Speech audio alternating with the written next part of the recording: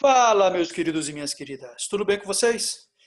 Dando continuidade ao tema geopolítica, nesta videoaula nós falaremos sobre a Primavera Árabe. Assim como na videoaula da treta entre árabes e israelenses, essa também tem uma legenda de cores, conforme vocês podem observar na tela. Beleza? Então o nosso resgate histórico começa lá no Império Turco-Otomano, o último grande império islâmico muçulmano. Tá? Vocês podem observar no mapa. A legenda do mapa está falando sobre as diversas fases de expansão do Islã, tá? Do Império. Isso não interessa para a gente no momento. O que interessa é essa expansão total, a área total ocupada pelo Império Turco-Otomano, que, como vocês podem observar, pegou desde áreas ali da Ásia Central, passando pelo Oriente Médio, Península Arábica, norte da África e partes do sul da Europa. Beleza? Esse foi o Império Turco-Otomano. Aí, no final da Primeira Guerra Mundial, o Império Turco-Otomano, derrotado, foi dividido entre as grandes potências europeias da época. Então, essas áreas que eu acabei de mencionar, que vocês observam no mapa, Península Arábica, Ásia Central, Norte da África e partes da Europa, foi então dividida entre as potências europeias da época. Então, esse momento a gente faz referência a ele como um imperialismo europeu. Tá? As três grandes potências da época, Grã-Bretanha, França e Itália, repartiram o que era o Império Turco-Otomano entre elas. Tá? Bom, eu vou fazer referência agora a um acontecimento histórico que é anterior a este momento da linha do tempo que nós estamos traçando aqui. Ou seja, anterior à Primeira Guerra Mundial. Lembrando que a Primeira Guerra Mundial ocorreu de julho de 1914 até novembro de 1918, portanto, século XX. Tá? O evento que eu vou fazer referência aqui é a Conferência de Berlim, que ocorreu no ano de 1885, portanto, século XIX, tá? Bem antes da Primeira Guerra Mundial. Mas por que eu estou fazendo referência à Conferência de Berlim? O que foi a Conferência de Berlim? A Conferência de Berlim também é chamada de Partilha da África. Acho que o nome agora já deu a dica, né? Foi o momento em que as potências europeias reunidas em Berlim dividiram o território, o continente africano entre elas. Tá?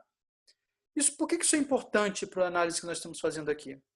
Porque esse imperialismo e esse imperialismo europeu no antigo Império Turco-Otomano e esse colonialismo europeu em todo o continente africano está muito relacionado às guerras civis africanas. Como vocês podem observar pela legenda de cores, é um tema geopolítico derivado, nós não vamos entrar em detalhes, mas eu vou dar um spoiler para vocês. Pega o mapa da África. Reparem que muitas fronteiras são retas, são linhas retas, o que é muito incomum, né? Já que geralmente a fronteira segue algum acidente geográfico, um rio, uma cadeia de montanha, algumas outras formas de relevo. Né? E no caso africano, várias fronteiras são retas. E por quê? Porque foram traçadas pelos europeus, reunidos em Berlim no ano de 1885, desconsiderando a territorialidade das tribos africanas. Eles não estavam nem aí, queriam nem saber. Eles traçaram linhas de acordo com paralelos e meridianos e dividiram o território africano entre eles em várias colônias. Beleza? E essas guerras civis africanas, que acontecem até hoje, em parte por conta dessa presença colonial do passado, não é só isso que explica, obviamente, tá? Por isso que é um tema geopolítico derivado, muita coisa tem que ser falada, isso está outra videoaula, tá? Mas essas guerras civis que acontecem até hoje, elas fazem com que tenha um fluxo muito grande de refugiados em direção ao continente europeu. Não só pela proximidade geográfica, né, entre ambos os continentes, africano e europeu, mas pela proximidade cultural, já que foram décadas de dominação e, às vezes, imposição cultural da metrópole europeia à sua colônia africana, muitos desses africanos ainda têm essa ligação com a sua antiga metrópole. E aí buscam a Europa, essa antiga metrópole, como refúgio. Né? E também, um terceiro motivo, além da proximidade geográfica, a proximidade cultural, você tem o fato de a Europa ser reconhecidamente um continente desenvolvido, né? Onde há uma boa qualidade de vida, estado de bem-estar social, então há a perspectiva de ter boas condições de vida. Beleza? Mas a questão dos refugiados, tem uma videoaula própria sobre a questão dos refugiados, principalmente os da Síria, que a gente vai falar daqui a pouco. Vou deixar o link aqui para essa videoaula. Vamos voltar à nossa linha do tempo principal. Estava falando que o Império Turco-Otomano foi dividido entre as grandes potências europeias após o final da Primeira Guerra Mundial. Beleza? Aí vamos dar um salto para o final da Segunda Guerra Mundial, onde vários desses países árabes começaram a se tornar independentes dessa dominação europeia. Tá? Essa independência foi meio relativa. Em alguns casos, houve a transformação das antigas colônias em monarquias, ou seja, ainda havia um laço com a Europa, né, por meio de um chefe de Estado, um monarca que era europeu, ou então ditaduras, regimes que não têm mais nenhum laço com a Europa, formal, mas regimes autoritários. Tá? Nesse momento aqui, lutando contra as monarquias e contra as ditaduras, a gente tem aquele movimento árabe importantíssimo, do qual a gente já falou, que é o pan-arabismo. O pan-arabismo é um movimento que defende a criação de um único Estado árabe, de uma única nação árabe laica, ou seja, sem interferência da religião na tomada de decisão política. Né? E o pan-arabismo foi muito atuante, como nós já falamos, lá nas tretas entre árabes e israelenses, na videoaula que já está gravada. Beleza? Bom, após esse processo de independência, né, criação de monarquias e ditaduras, a gente tem em dezembro de 2010 uma série de manifestações pacíficas a favor de direitos, democracia e liberdade. Ou seja, a população de vários desses países árabes, incomodadas com décadas de governos autoritários, de crises econômicas, de falta de direitos e liberdade, começou a sair na rua para protestar, com faixas, cartazes, acampamentos. Tá? E este movimento é que ficou conhecido como Primavera Árabe. Tá? O nome está relacionado à estação do ano mesmo, mas não porque tenha acontecido na primavera, mas porque primavera não é a estação onde há o desabrochar, onde há o florescer. Então, nesse sentido aí, a Primavera Árabe foi o florescer da população árabe, em busca de mais democracia. Tá? A Primavera Árabe começou na Tunísia, em dezembro de 2010, um país ali do norte da África. Na Tunísia, a população foi para a rua, portanto, pedir democracia, pedir mais direitos, pedir mais liberdade. O governo fez o quê? Colocou as suas forças militares na rua e combateu os manifestantes com muita violência. Tanto é que o símbolo da manifestação da Tunísia, onde teve origem a Primavera Árabe, foi o manifestante que ateou fogo ao próprio corpo. Tá? Como resultado, na Tunísia, o ditador Ben Ali caiu depois de 23 anos no poder. Tá? Depois da Tunísia, o Egito também passou pela Primavera Árabe. Tá? O Hosni Mubarak, ele renunciou ao poder depois de 3 décadas comandando o Egito. O Mohamed Morsi, muito alinhado à Irmandade Muçulmana, assumiu o poder, mas sofreu um golpe militar logo em seguida. Tá? No Iêmen, o país ali da Península Arábica, houve a queda do ditador Abdullah Saleh, depois de 21 anos no poder. A Líbia, o Muammar Gaddafi foi perseguido e morto. 43 anos no poder estava Muammar Gaddafi. Tá? A Guerra Civil Líbia teve a participação do Ocidente. Vários países do Ocidente apoiaram os grupos paramilitares que combatiam o Muammar Gaddafi. Tá? Tem algumas imagens no YouTube mostrando o próprio Muammar Gaddafi morto. São imagens bem tensas, inclusive. Vários outros países árabes, como Jordânia, Marrocos e Líbano, os monarcas, os ditadores, né, os comandantes, eles se viram acuados pelo que estava acontecendo nos outros países e com medo de ter o mesmo desfecho do que o comandante dos outros países, ou seja, a morte ou a cassação ou a queda, eles começaram a fazer várias reformas políticas, tentando trazer um pouco mais de democracia e liberdade para a população, ou apenas fingindo que estavam trazendo mais democracia e liberdade. O objetivo era acalmar os ânimos da população para que não acontecesse o mesmo que aconteceu nos outros países. Tá? E, por fim, a Síria. Na Síria, o Bashar al-Assad, filho, se recusou a sair do poder. Diz que o poder tinha passado do Bashar al-Assad pai para o Bashar al-Assad filho. E ele se recusou a sair do poder, colocou o exército na rua, isso gerou uma guerra civil que a gente vê até hoje na Síria. Tá?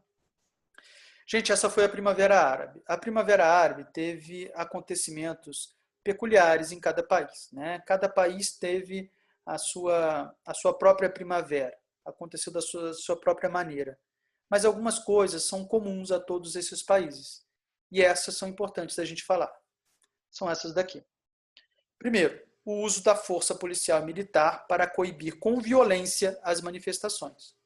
Conforme eu falei, os governos achavam que, coibindo imediatamente as manifestações com violência, a população ia se amedrontar, ia fugir, ia deixar de manifestar e tudo voltaria ao normal. E não foi isso que aconteceu, né? O uso da violência desproporcional pelas forças do Estado gerou mais mobilização ainda, mais revolta ainda na população desses países árabes. Tá? Boa parte dessa violência e das próprias manifestações, que, como eu falei, no início eram pacíficas, depois ficaram violentas porque a população estava respondendo à violência do Estado. Né? Mas as imagens da manifestação e da violência policial, da violência das forças do governo, foram filmadas, foram fotografadas e foram muito divulgadas pelas redes sociais. Então, gente, esse segundo ponto aí é importantíssimo. Eu já vi mais de uma questão de vestibular falando exatamente do uso das redes sociais para a mobilização de grandes acontecimentos históricos, como a Primavera Árabe. Então, as imagens, né, os vídeos, como eu falei, da violência policial, eles foram retuitados muitas vezes. Isso ajudou a criar uma bola de neve, porque a população de outros países árabes, vendo aquelas cenas, também se inspirou. Porque é aquela história, olha, eles são árabes, eles estão passando por um governo autoritário, eles estão na rua protestando pacificamente, estão sofrendo violência do governo. Pô, eu também sou árabe. Eu também estou aqui passando por uma ditadura. Vamos lá para a rua, vamos pedir mais democracia e vamos apoiar os nossos irmãos árabes lá naquele outro país que estão sofrendo com a violência do governo. Então, o uso das redes foi muito importante para essa mobilização. Tá? Divulgação e mobilização social. Outro meio de comunicação que teve muita importância na disseminação das imagens, na mobilização, foi a TV árabe Al Jazeera, a maior do mundo árabe, sediada no Catar, que divulgou oficialmente, né, uma TV, tal, os canais da Al Jazeera, os programas da Al Jazeera, divulgando as imagens e os vídeos dos protestos e da violência policial e militar. Tá? Isso foi muito importante para mobilizar cada vez mais, gerar aquele sentimento, alimentar aquele sentimento de revolta e também de compaixão, né, pelos irmãos árabes, e aí muitos outros países, a população de muitos outros países começou a ir para a rua também. E, por fim, muitos desses países tiveram um desfecho não muito positivo, porque um ditador caiu, foi derrubado, e outro ditador assumiu o poder. E aí muitos pensam que a Primavera Árabe foi um verdadeiro fracasso, mas não foi. Não foi por quê? Porque dessa vez, novos atores políticos têm voz. Eles conseguem falar, eles conseguem mobilizar parte da população. Tá? Não existe mais aquela censura prévia, não existe mais a perseguição, em muitos casos, né? Em outros continua havendo, mas em muitos casos não existe aquela perseguição aos opositores do regime. Então isso é importante, né? Que novos atores surjam e que vão mobilizando aos poucos politicamente, né? Para de repente forçar eleições e eleger representantes e começar a implantar as medidas verdadeiramente democráticas. Beleza? Então, essas quatro características ali são inerentes a todos os países que passaram pela Primavera Árabe. Cada país tem seu próprio ritmo ali de acontecimento, né? Seus acontecimentos próprios, mas, de uma maneira geral, todos passaram por essas quatro grandes características aí. Tá? Voltando a falar da Síria, que o Bashar al-Assad botou o exército na rua, se recusou a sair do poder, isso gerou uma guerra civil. Nesse vácuo, né, nessa guerra civil que se criou ali, vários grupos pensaram assim, opa, tem ali uma brecha, vou tentar assumir o poder. Né? Qualquer um pode, vamos derrubar esse ditador e quem vai assumir o poder sou eu. Não, vamos derrubar o ditador, mas quem vai assumir o poder sou eu, não é você não.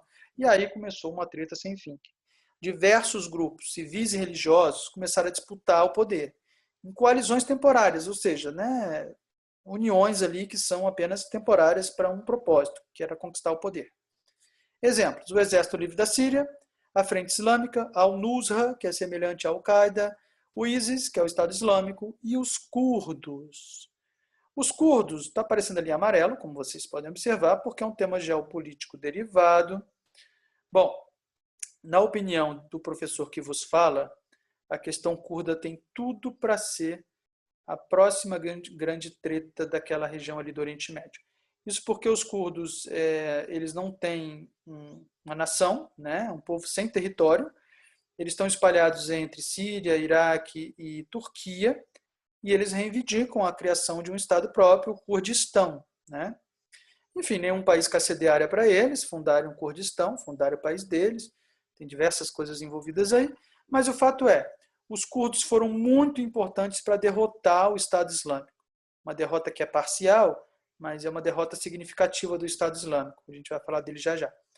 E os curdos foram fundamentais. Os curdos estavam ali, conhecem o território, né? E o Ocidente deu arma para os curdos. Né? Abasteceu os curdos com recursos, principalmente recursos bélicos. Então agora os curdos têm uma causa, que é a criação do Kurdistão. Os curdos têm armas, os curdos têm moral, porque derrotaram o Estado Islâmico, e os curdos têm conhecimento do território. Tem tudo para dar merda, né? Vamos aguardar aí as cenas dos próximos capítulos. E mais uma vez a gente tem uma interferência ocidental, estadunidense, ali na região, que daqui a pouco eles se viram contra os Estados Unidos. Foi assim com Osama Bin Laden, né? O Osama Bin Laden foi treinado pela CIA no Afeganistão para impedir a invasão soviética ao Afeganistão na época da Guerra Fria. E aí, muito tempo depois, o Osama Bin Laden fez o que fez, né? No 11 de setembro. Enfim, temas políticos derivados, ou geopolíticos derivados. A gente fala em outra videoaula. Vamos falar no Estado Islâmico. Por que a gente fala especificamente do Estado Islâmico? Porque foi um grupo que ganhou muita notoriedade. Ganhou território e ganhou muita notoriedade pela violência, pela agressividade. Tá? O Estado Islâmico é um grupo extremista, ele surgiu da Al-Qaeda iraquiana. O objetivo dele é fundar um califado islâmico. Califado é um Estado regido por leis religiosas. Tá? O poder do Estado Islâmico vem do seguinte, ele vai avançando, conquistando território, conquista áreas petrolíferas, e aí pega esse petróleo e vende. Vende para quem? Para o Ocidente. Veja você, o Ocidente compra petróleo do Estado Islâmico e ajuda o Estado Islâmico a comprar armas, munição, e a pagar as pessoas, né? Enfim, ter poder, ajuda o Estado Islâmico a ter poder. E esse mesmo Ocidente, em determinado momento, viu que, opa, o Estado Islâmico está muito forte, está cometendo atrocidades, vamos combater o Estado Islâmico. Enfim, a hipocrisia. Mas vamos lá, o que o Estado Islâmico ganhou notoriedade? Eles conquistavam território e aniquilavam a população. Quem era contra eles, eles matavam. Sim, mortes que eram filmadas e transmitidas ao vivo pelo YouTube, diversos canais do YouTube. Né? A plataforma derrubava um, surgiam três. E execuções assim, jogando de prédio, afogando, decapitando, queimando vivo, né? Paredão, crianças atirando nas pessoas num paredão. Então, assim, imagens que foram muito chocantes. Além da depredação e destruição do patrimônio histórico. Eles invadiam áreas ali da antiga Mesopotâmia, né? E que tem sítios arqueológicos, que tem construções que contam a história da humanidade. O Estado Islâmico simplesmente destruiu, perdas irreparáveis. Né? Como eu falei, o Estado Islâmico está praticamente derrotado. Né? Uma coalizão de forças aí aconteceu para combater o Estado Islâmico, vários países lutando contra o Estado Islâmico, vários países do Ocidente, vários países de lá também, e vários grupos, como os curdos, né, lutando para derrotar o Estado Islâmico. E algumas células permanecem, mas o Estado Islâmico já está praticamente derrotado. Tá? O fato é que nessa treta toda da Síria, quem não tem nada a ver com a história estava morrendo. E morrendo muito. E aí, com isso, você tem um fluxo de refugiados muito grande, pessoas que não querem morrer, que não querem que sua família morra. E aí fogem dali. Vão principalmente, como a gente já viu na aula sobre refugiados, para países vizinhos. Mas muitos vão para onde? Para a Europa, por conta da proximidade geográfica, atravessa o mar Mediterrâneo. Nessa aula que eu me referi agora há pouco de refugiados, a gente fala bastante desse fluxo de refugiados pelo Mediterrâneo em direção à Europa, né? E isso agrava a chamada crise dos refugiados na Europa. A Europa, que é um continente que já está numa crise econômica, a crise que vem desde 2008 e tudo mais, é agravada pela presença cada vez maior de refugiados no seu território. Isso tem algumas consequências, como o aumento da xenofobia, onde o europeu culpa esse imigrante, né, por todos os males, pelo desemprego dele, pela falta de opção, por tudo, que a gente sabe que isso não é verdade, né? Acompanhando a xenofobia, você tem a islamofobia, né, o preconceito com o muçulmano, com quem segue o islamismo, como se todo muçulmano fosse terrorista, como se toda pessoa que seguisse o islamismo fosse terrorista, né? E não é isso que acontece, nós sabemos disso. Isso está relacionado com a ascensão de partidos de extrema-direita e partidos neonazistas. Na última eleição presidencial francesa, que elegeu Emmanuel Macron, a Marine Le Pen, uma candidata de extrema-direita, assumiu o poder. Perdão, chegou no segundo turno. Tá? Ela chegou no segundo turno das eleições francesas. Ela assumidamente xenófoba, falava em expulsar a população, os estrangeiros do país, da França, construir muros e tudo mais. Tá? Marine Le Pen chegou no segundo turno das eleições presidenciais francesas, as últimas. Né? Na Alemanha, a AfD, Alternativa para a Alemanha, um partido de aspirações neonazistas, ganhou cadeiras importantes nas últimas eleições parlamentares alemãs. Então, esses são movimentos recentes e preocupantes, né? Esse crescimento de partidos extremistas na Alemanha. E, por fim, o Brexit, ou a saída do Reino Unido da União Europeia e a consequente instabilidade do bloco da União Europeia. Mais uma vez, é claro que a questão dos refugiados não é a única coisa que explica a intenção do Reino Unido de sair da União Europeia. Várias outras coisas se somam a isso, né, e levou ao Brexit que está acontecendo neste momento. Tá? Saída do Reino Unido da União Europeia é um tema que a gente vai falar em outra oportunidade. Beleza? Essa foi a aula, então, sobre Primavera Árabe, nossa linha do tempo, mostrando que a Primavera Árabe vem de uma revolta, de um incômodo da população com relação a governos autoritários, monarquias e ditaduras, o uso da força policial, da força militar por parte dos ditadores. Isso gerou guerras civis, que no caso da Síria é um problema mundial, é um problema humanitário mundial, né? E que afeta o Ocidente, que afeta a Europa e a todos nós. Beleza, gente? Tranquilo? Dúvidas, sugestões, críticas, deixem aqui nos comentários ou me procurem nas redes sociais. Beleza? Valeu, bons estudos!